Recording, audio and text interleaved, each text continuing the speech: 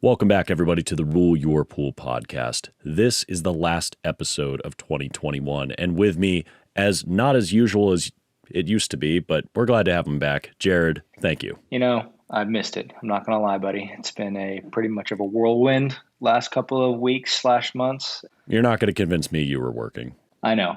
You're right.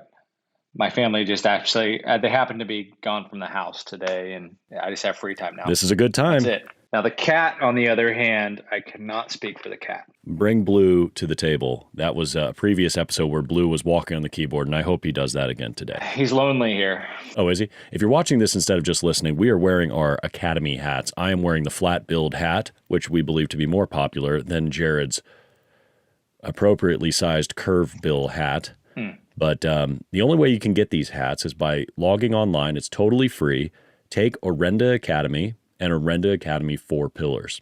You can find that at academy.orendatech.com or just go to the homepage, orendatech.com, follow the navigation. It's not hard to find. You can also get it from the Orenda app. A lot of what we talk about here on the Rule Your Pool podcast is in those two programs, Orenda Academy and Academy 4 Pillars. Now, most people would only take the normal Academy, but the 4 Pillars is a much more advanced one. And if you pass that, you get a hat. And that's the only way you can get it. That's strictly for overachievers, Eric. We really don't want people taking that one unless they just want to be better, right? Well, unless they want to be better. That's a good point. But these people want to rule their pool. So I think we're going to do that. So this is episode 51. This is part 4 of our 5-part series on calcium issues. And I wanted Jared on this one because Jared and I sort of discovered this problem together in a way.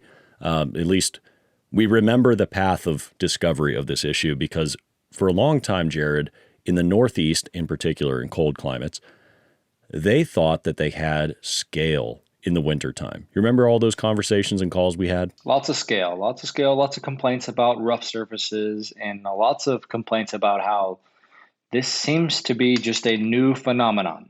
I mean, nobody could really explain it. It would just came out of nowhere.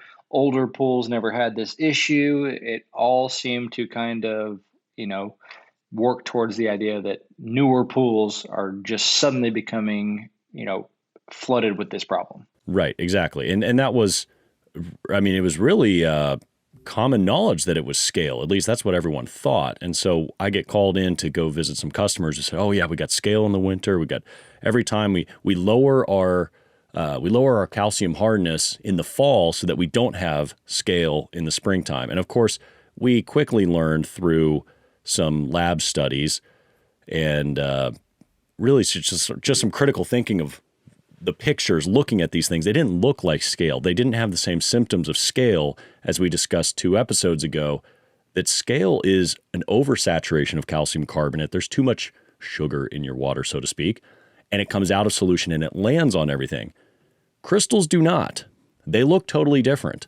And that's what kind of gave it away, and it put us on this path of discovering what could really go wrong in a pool, especially in the wintertime. So I've got a whole bunch of photos and, I'm going to try to make them as anonymous as possible. I guess we'll zoom in on things, but we're going to go through this. If you're watching it, you're going to see some photos. If not, you can find these photos on our blog, blog.orendatech.com. Type in the word crystal, you'll find it. So without further ado, episode 51, we're going to be talking about calcium crystals in this episode. Let's go. Welcome to Rule Your Pool, the podcast by Orenda that explains and simplifies pool chemistry so that anybody, regardless of experience, can understand it. I'm your host, Eric Knight, bringing clarity to these subjects so that you can bring clarity to your water.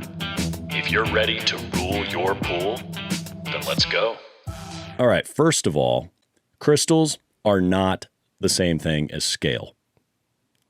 That's where we need to start this conversation. That's what everybody kind of shakes their head at. And at the Northeast Pool and Spa Show a few years ago, it's kind of hard to get foot traffic at these trade shows, but we put up a banner that said what, Jared? Do you remember? Got scale, ? That's right. Got scale. We had more foot traffic than we had ever had based on that because everyone thinks it's scale. It's actually not scale. It can be confusing, though. I can see where the confusion comes in. Okay, explain. Because it is revolving around calcium. It is a calcium problem. So I think calcium in our industry, just became, accepted as scale. Just a generic term for Hmm. a calcium problem is just called scale. And I think we're Right. trying to,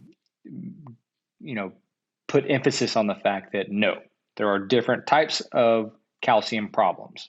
Yeah, absolutely. There are. This is one of them. And hell, we're doing a 5-part series. The first one was about scale. All these other ones are not scale, but they are primarily calcium carbonate. Yes. So what we've learned is there are different forms of calcium carbonate. And the first time we ever had these lab tested, they came back. Actually, the very first sample was not primarily calcium carbonate. We don't actually know what it was because we didn't conduct the lab test. We said, "Is this calcium carbonate?" And the research group said, "Not primarily, no." I should have said, "Hey, send the research report. What is this?" But that's a lesson learned. So then we got samples from other people, and we got those tested, and they are primarily calcium carbonate, but they are reinforced with these weird trace elements that are also in these crystals. One of them had strontium, for example. Another one had something else I'd never heard of. And it was very odd because these crystals grow in different shapes and sizes. And so far, since 2017, when we sort of discovered this, Orenda has tested, 8 or 9 samples ourselves. We've submitted dozens to other groups, and we have found at least 4 different types. 4 as of now. Now, I believe there's probably more, but they're all similar. But here's what gets me, Jared. Some of these crystals are really easy to get rid of, and others you pretty much have to drain the pool and grind them off or resurface. Yes. Why do you think that is? Serious question, because I don't know. I don't know per se. I would be completely guessing, which I'm absolutely going to do because why else would we want to do this? It's our podcast. We can say whatever we want, man. As long as it's not a FIFA violation, let's go for it. I mean, I think you have different components and different makeup of the plasters and how they're mixed, what the makeup is of that specific type of plaster, how it's applied. I think all these things come into play, but I notice a lot of the, problematic crystals that we run into are silica based, right? That stuff is extremely hard to, get rid of chemically, period. So before I answer any question that a homeowner comes at me is, hey, just so you know, yeah, we're going to try to do this chemically. It's the path of least resistance and the easiest path. But just know, if this doesn't work, you're going to have to drain and manually remove these crystals, period. So it's always a disclaimer. Well, I wouldn't say, hold on. I wouldn't say that's a majority. We have definitely encountered it. But in a previous episode, I was saying calcium silica scale is rare. Now, we have seen it. Correct. And it does look like crystals. Yes. It kind of looks like brown Rice Krispies that deposit on everything.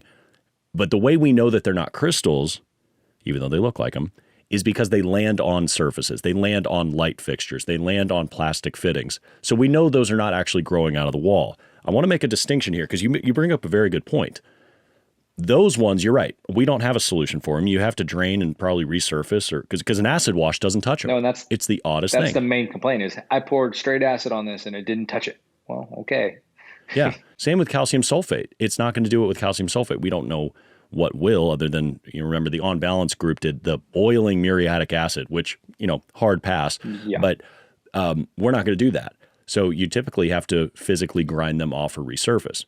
But that's different from what we're talking about in this episode because even though it may happen during the wintertime, what we're observing is not landing on plastic fittings. It's not landing on lights. It's not landing on metals. It's not landing on the face of tile. It's only coming from cement finishes. We have it sometimes in tile grout, but rare. Usually it's in cement from plaster finishes. And we have seen 4 different types of those. Now, when we got these lab tested, they did all sorts of fancy word, microscopy stuff, electron microscopes, all that stuff. And they concluded that these are what they call skeletal calcite. I still don't know exactly what that means, but it's way different in terms of structure to normal scale. Scale, and this is me overly simplifying this, calcium carbonate scale is pretty ugly. It just kind of slops on there, piles on. It just builds up as, hardened gunk. Keyword, basically. builds up. Yeah, it builds up. It comes from the water, deposits out, piles up on surfaces. These don't. These grow. They grow out of the cement. And what's really fascinating about these is under an electron microscope, you can see the structure of them.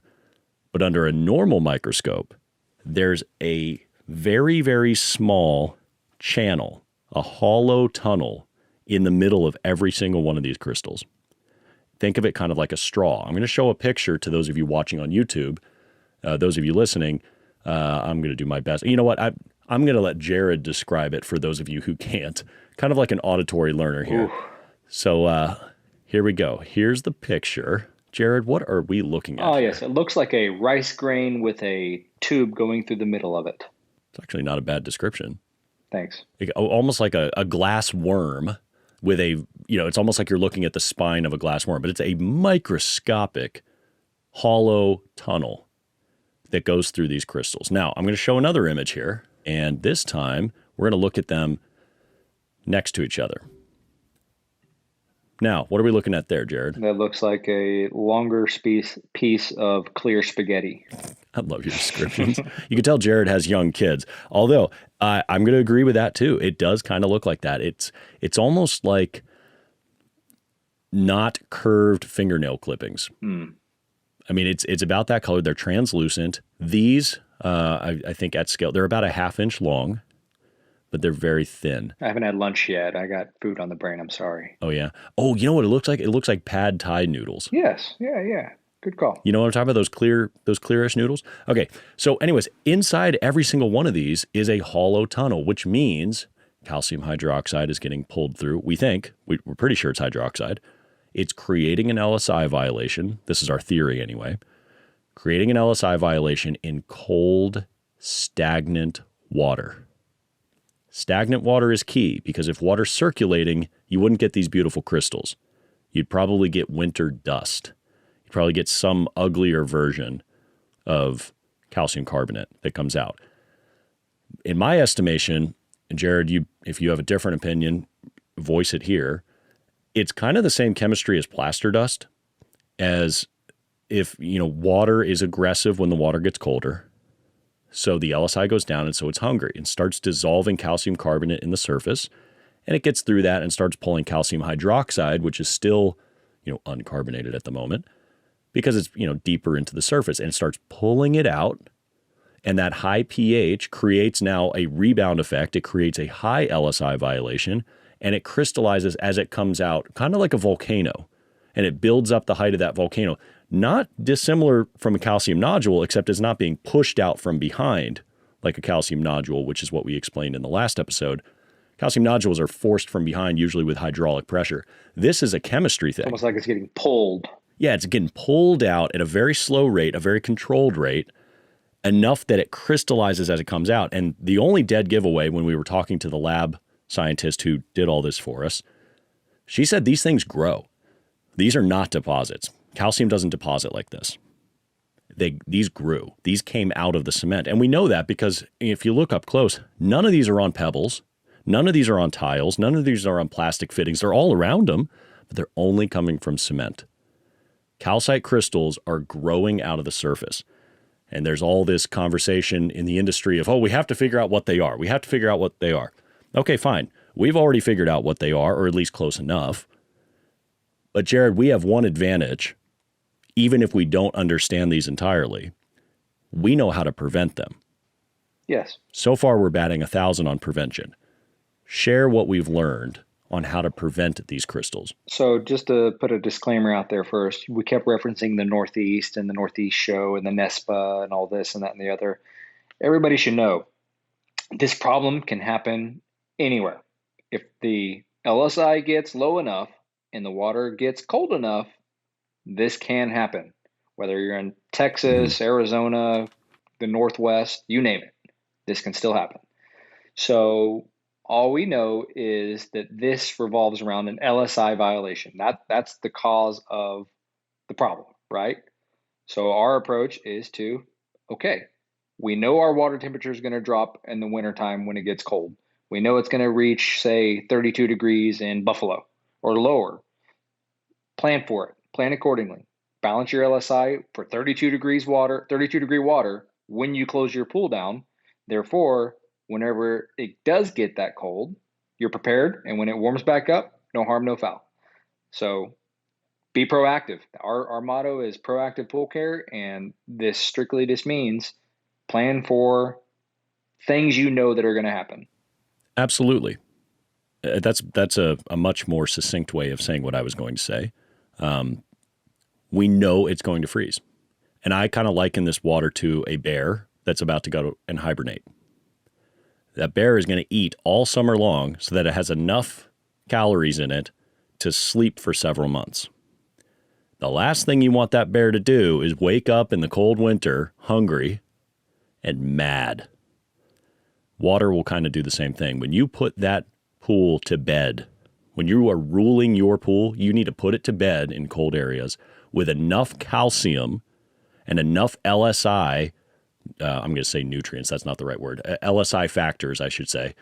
You need enough alkalinity, enough calcium, a high enough pH, so that when it goes to bed and that temperature drops, no worries, you've got enough calcium. You've got enough sugar in your drink. You're going to be fine. That water's not going to have to wake up, it's not going to be hungry, and it's not going to attack the surfaces. Now, one thing that Jared said is a very good point. Most of the problems we see are in the Northeast and the Midwest, but that's not all. We have seen these in other areas when the water is cold and still. Circulation, we have found, if water is moving, we don't see crystals. Now, you might see some damage. You might see some white rings around aggregate showing the loss of calcium hydroxide from the interfacial transition zones, or ITZs. Dead giveaway. We see that quite often, actually, in the wintertime. Pools get grayed out. They get ghosted. Those kind of things. We're actually going to talk about that in the next episode. But crystals, they happen when there is no circulation. Because if there were circulation, you wouldn't have the ability to form these crystals. So we think they form slow. We don't have a time-lapse camera to tell. Maybe we should hire some nature documentary company that puts underwater cameras in, like when they watch plants grow over 3 months. Maybe we could do that, but we don't know how long they grow. But chances are in the fall, you don't have any crystals. You don't see them until probably January. And then they start forming in the deepest, coldest part of the winter. And they keep forming as the water warms up. Well, that, and a lot of times these crystals are presented at the water line when people close a pool down, the water line where it freezes, which is the coldest part. And I do feel bad because it seems as though, not that it's a guaranteed this is why or what happens, but it just seems that most of the crystal problems that I get calls on are newly plastered pools. And when I say new, I'm saying within probably 2 years. Because, correct me if I'm wrong, that pool's still curing. There's still a process going on for that surface within that time frame. So obviously people always say, well, I've had my pool for 20 plus years and I had it resurfaced 2 years ago. Now I have this problem. Well, it's unfortunate. I am sorry about that. And I don't know why it always seems to be new pools that have this issue. Maybe something changed. Couldn't tell you. Don't know. No, well, you are correct. I would say it's probably less than 2 years. I think something's different. This is a theory. We're just spitballing right now because we really don't know. I mean, unless you know something I don't, Jared. We don't know what changed in the cement. Nope. But our theory is something changed in the cement because 7-8 years ago, crystals were really rare, if at all, happening, and now they're very common. We talked to plaster companies and builders. They're like, we just didn't have these issues all those years ago. Now, normally, by the way, let's back up. Normally, when pool professionals tell us that, oh, I've never had this problem before. BS. Come on. Like, yes, you have. You're just not admitting it, right? There's two types of pool professionals. Those who have pool problems and those who don't admit they have pool problems. But nobody is immune to issues. Now, this, I tend to actually believe a little bit more because there is a direct correlation. Something changed in the last 10 years or so that these crystals became more prevalent. I'm thinking it could be some sort of filling agent or filler that they're putting in the cement. I don't know. It could be some modifier that's being put in the products. I have no idea, but we do know it is an LSI violation that's causing this. And those that get put to bed with correct LSI balance at the coldest temperatures, regardless of the type of surface, they don't have crystals. Mm-hmm. We dealt with a lot of homeowners that reach out to us because they Google, crystals in the pool or sharp calcium in the pool, whatever, and they find our articles. And inevitably, we get a lot of calls in April, May, and June, don't we, Jared? Pools are open now. Mm-hmm. I got crystals in my pool, all that. Yeah, you did.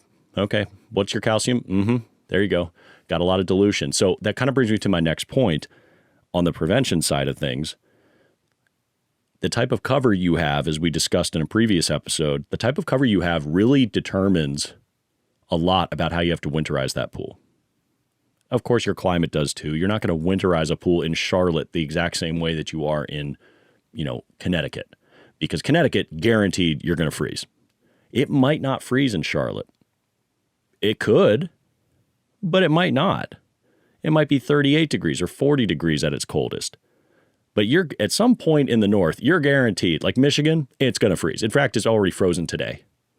This is our last show of the year. We already know it's frozen. There's plenty of snow on the ground. You got to be prepared for that. So in terms of prevention, think about the cover you have. Now, I'm going to use two examples. And again, this is rehashing a previous episode. So if you want to go more in depth on the covers, go back to those episodes. A mesh cover needs more calcium, and you don't necessarily need as much alkalinity. Here's why. Mesh covers allow CO2 to escape, Henry's law, which means your pH can rise, which is going to raise your LSI, and it's going to stay right around the pH ceiling all winter long. That's a good thing. That's going to help you. That's going to help you insulate for the wintertime.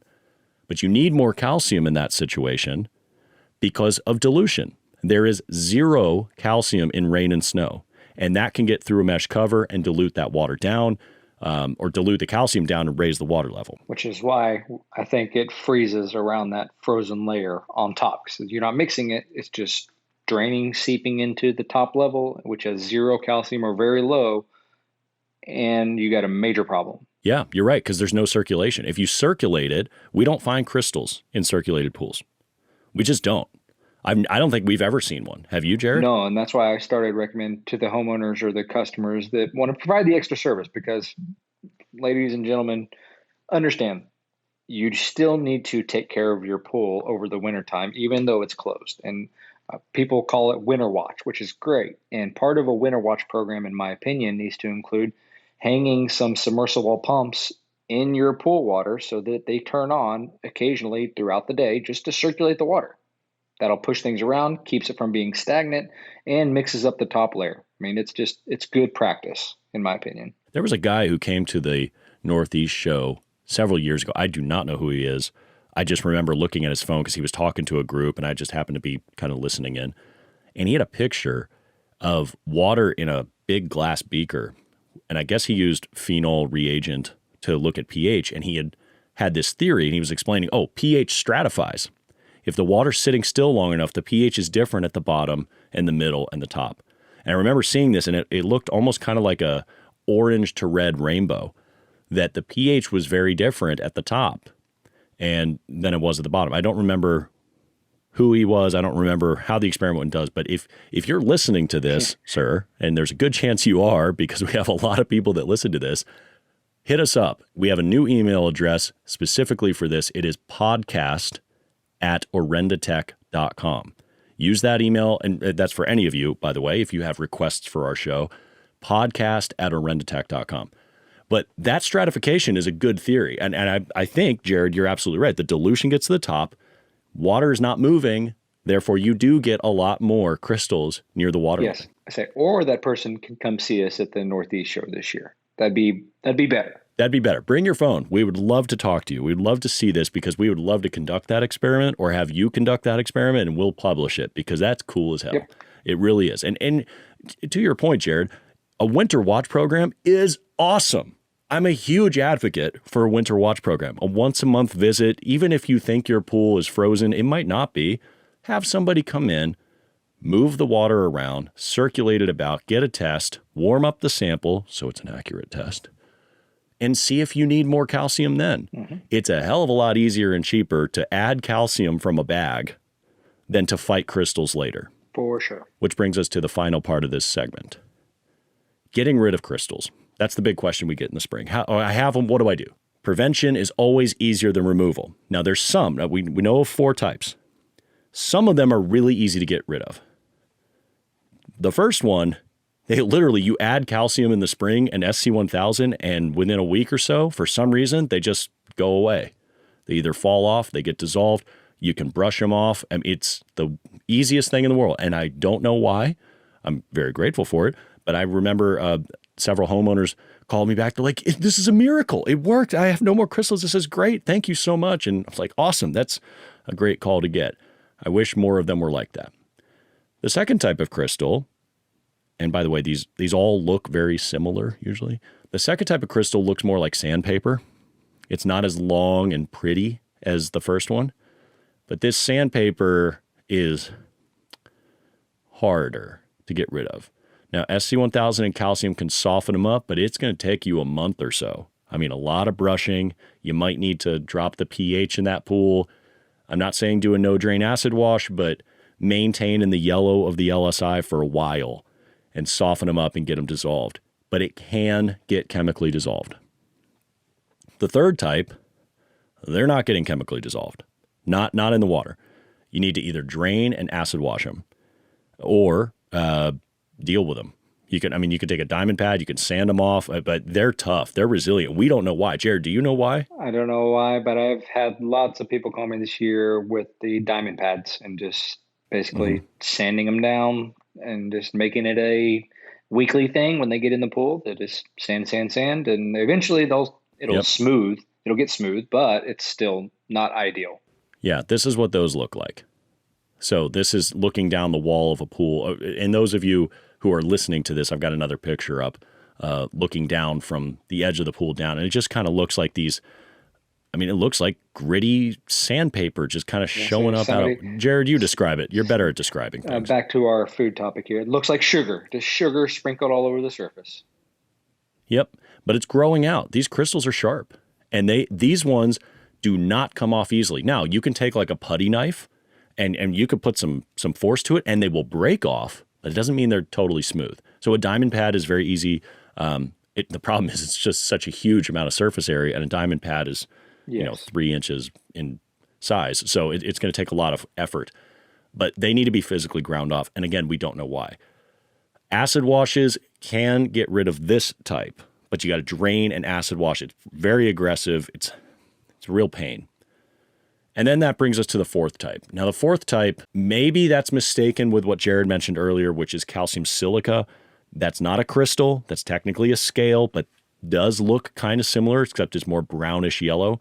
It's not clear and translucent like these. That we don't have an answer for. If you've got that, or you've got the fourth type of crystal that is calcite, but for some reason it just does not dissolve.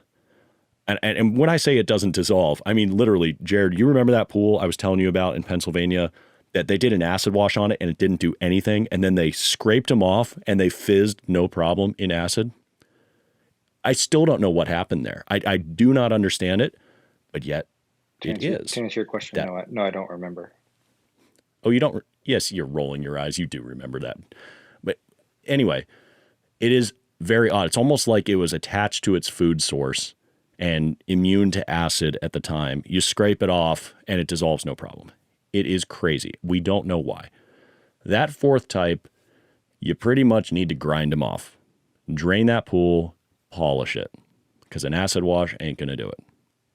Again, we don't know enough to know why, but we do know that all of this stuff, all of this remedy is a lot harder than the simple prevention that so far is preventing 100% of these. If you winterize it the Orenda way, and mainly the LSI, you don't even have to winterize the entire Orenda way, because we winterize with enzymes and removing phosphates and getting the water prepared for the winter cleanliness-wise, and the LSI. Hell, if you just do the LSI, you're going to prevent crystals. But some other things that you can do to help your case would be, like Jared mentioned, a winter watch service. Ease that pool into winter. Ease it out of the winter. Okay? Adjust the chemistry once a month. Circulate the water. Move it. If it's just stagnant and it's sitting there, I don't know, water gets cold enough, you could have a problem.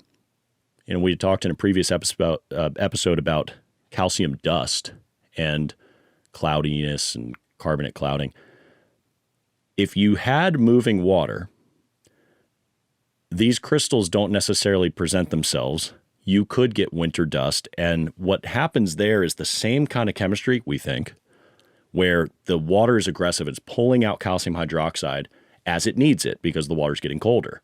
In this case, because the water's so stagnant, it just forms crystals as it does that. It gets the pH that it needs, raises the pH of the water. It stays in equilibrium. In the case of calcium dust, or winter dust as I call it, everything's fine. Everything dissolves just fine because the water's moving. And then it gets to the coldest temperature. But because you didn't have the crystals because the water was moving, the water's actually fine at the coldest temperature because it's been eating its way into the winter. And now it's fine. But then the end of February comes and goes, and you get into March, and the water temperature starts to rise. And as the water temperature rises, so too does the LSI. Now that excess calcium at that high pH that the water needed in January and February is an oversaturation of that calcium. It's a high LSI violation, and it starts depositing dust. Calcium carbonate, by the way, pure calcium carbonate dust. So if your water's moving, you're going to get dust, which is a hell of a lot easier to clean up. Wouldn't you say, Jared? A lot easier. Easy to do chemically, for sure. Oh, yeah. I mean, super easy. Whereas crystals, not so much. So as a quick recap, crystals are not scale. We have to stop thinking about them as scale. And this idea, if you think they're scale, oh, I need less calcium going into the winter so I don't have scale in the springtime. That is like the worst thing you can do. As I say, I've said it for years, to me, that's like throwing rubbing alcohol on a fire to put it out, just because rubbing alcohol looks like water, but it actually makes the fire burn a lot hotter. That's kind of what lowering your calcium going into the winter is like. Your water needs calcium. It needs it, and if you don't give it the LSI balance that it needs in the winter, it's going to find it. And in a case of a cold, stagnant pool, you could get crystals. Jared, is there anything you'd like to add? Yeah, I think the last closing thing I would add is it's our job as an industry and as a professional to stress the importance of not neglecting your pool's water over the wintertime just because it's cold outside and nobody's using it, because that is exactly what happens. As we get into, say, November and December, people they just kind of ignore and neglect their pool, whether they cancel their pool service provider because they're not using it and they don't want to pay for it, and they'll rehire somebody or think about it in March or April when they open it back up. That is not uncommon to think that way. Well, it's our job to relay the necessary information so that that homeowner, or if you're maintaining a pool yourself, you're the homeowner, understand it is very important to make sure you're doing the right thing for that water over the wintertime, even if you're not using it, because it can cause damage. And like we say, it's a lot easier to fix something if you're proactive and you're dealing with it ahead of time than being reactive and trying to fix a bad plaster or a rough plaster or something down the road that's thousands of dollars to fix. Trust me, that, Amen. 3 months of pool service you thought you were saving is not worth a new plaster job. So outside of that, it's been a good year. We appreciate everybody. We've had many, many, many phone calls, and we are, like I said, greatly appreciative of everybody out there that listens, reaches our website, reaches out to us. It's great. Yeah, it has been a wonderful year, and thank you for that. And we want to thank you, the listeners. And as we get into the holiday season, we hope that you and your families have a wonderful holiday season. You have a great new year. We will not be doing weekly episodes in the holiday season, and then we get into trade show season starting pretty much the first week of January. We're going to try to release these every other week. That's pretty much the best we can do because Jared and we're going to be traveling pretty much every week until the end of March. Hey, what if we throw a computer up at the table and just do a roadshow podcast? It might be noisy, but we could do it. Hey, I'm not opposed to the idea, but I don't know how TSA would like my massive microphone in my bag. They'd probably think it's some sort of device that shouldn't be on an airplane, but it's just a microphone. Maybe we don't do microphones. We just do AirPods. Oh man, I don't know. If you do have questions specific to crystals, I ask that you read the material first. We have plenty of it on our website. Collect samples of it if you do have it in the springtime. And by the way, even though we're in late December now, it's not too late for you to get calcium in your pool right now. Even if your water's already very cold, test it. Warm up the sample before you test it, though. Collect a sample in a water bottle, heat it up, put it in your pocket, whatever, then test it, because cold water will give you a bad sample. Find out what your calcium is, find out what your LSI is, and if you need calcium, add it. Pre-dissolve it, pre-chelate it. I'm not saying put SC1000 in the pool because it won't activate, but a little splash of SC1000 in that hot calcium dissolving will really help you. Get that in the pool. Your water will thank you. Your plaster will thank you. Come on. Oh, your water too. I mean, your water would get hangry if you don't put that calcium in. But yeah, your pool guy will thank you as well. So I'm Eric Knight with Orenda. This is episode 51, part 4 of our 5-part series. I'm going to try to knock out the 5th part and probably release that in early January. But this is the end of the year. And again, the email, if you have requests, is podcast@orendatech.com. Thanks, everybody. Thank y'all. Thank you for listening to Rule Your Pool, a podcast by Orenda Technologies. For more information on what we discussed in this week's episode, check the links in the description or visit www.orendatech.com. I hope you find this show valuable enough that you tap that subscribe button and share it with your friends. You can also like us on Facebook and social media. And with our help, you'll be able to rule your pool without over-treating it with chemicals and wasting money. I'll see you next episode.